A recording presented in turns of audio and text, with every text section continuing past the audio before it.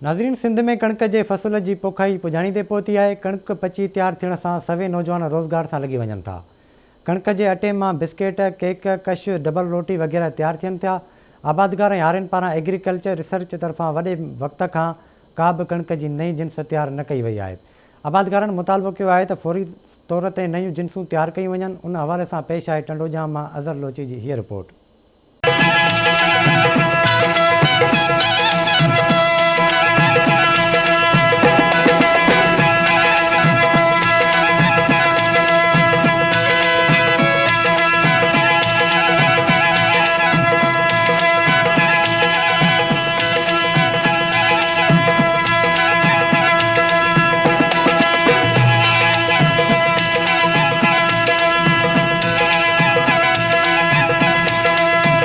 इंसान गंभे लाइ केतिरा न जतन करे थो, मेहनत मशक़त मज़ूरी न ॼाण केतिरियूं ई तकलीफ़ूं ॾिसे उन बाद का रोटी नसीब थिए थी।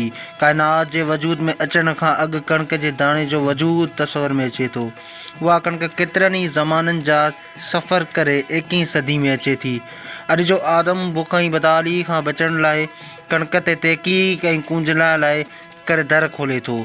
ऐं कणक जूं केतिरियूं ई जिन्सूं आहिनि, जंहिंमें TJ1, TJ83, सहर ऐं ॿियूं केतिरियूं ई जिन्सूं आहिनि।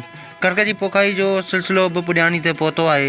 कणक मां अटो बि ऐं ॿियूं केतिरियूं शयूं निकिरनि थियूं। अटे मां बिस्किट, रोटी, मानी, कश, पास्ता ऐं केक वग़ैरह तैयार कया वेंदा आहिनि। कणक जे ॿिज जे ख़मीर मां निशास्तो, बियर ऐं शराब वग़ैरह बि तैयार कया वञनि था। उन हवाले सां मक़ामी आबादगार असलम नवाज़ मरी ऐं ॿियनि आवाज़ TV न्यूज़ सां ॻाल्हाईंदे चयो आहे त एग्रीकल्चर रिसर्च जो वाहिद सेंटर टंडेजा में हुजण बावजूद भी हिन वक्त ताईं केतिरा ई साल गुज़रण बावजूद हिननि का भी नई जिन्स तैयार न कई है। तकरीबन 18 खां 20 लख एकड़न ते कणक जो फसल पोखियो वञे थो। कणक हिकिड़ो मेजर क्रॉप है सिंध जो, न पर बल्कि पूरे दुनिया जो हिकिड़ो मेजर क्रॉप है। ऐं हिन में जेतिरे क़दुरु जिन्सुनि जी ॻाल्हि आहे, TT1 आहे, TJ83 आहे, किरण 95 आहे, सहर आहे। उन खां अलावा ॿियूं काफ़ी जिन्सूं जेके आहिनि, बखर आहे, अहिड़ियूं जिन्सूं जेके आहिनि उहे माना असां वटि कामयाबु जिन्सूं आहिनि।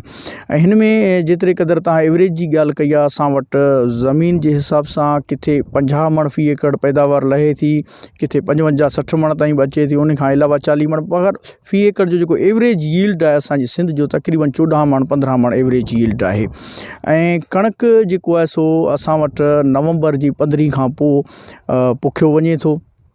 इन में जेको आहे तक़रीबन 7 खां 10 पाणी जेको आहे सो कणक जो जे फसल के ईंदा आहिनि। उन में मुख़्तलिफ़ क़िस्म जा भाण, फास्फोरस जी तमामु घणी ज़रूरत पवंदी आहे। उन खां ॿिए नंबर ते नाइट्रोजन ऐं पोटाश जी ज़रूरत पवंदी आहे। जो हिन वक़्तु जेको इन्हनि में ख़तरनाक जेका बीमारी लॻे थी उहा रस्ट आहे, लीफ रस्ट जेके चवंदा आहिनि।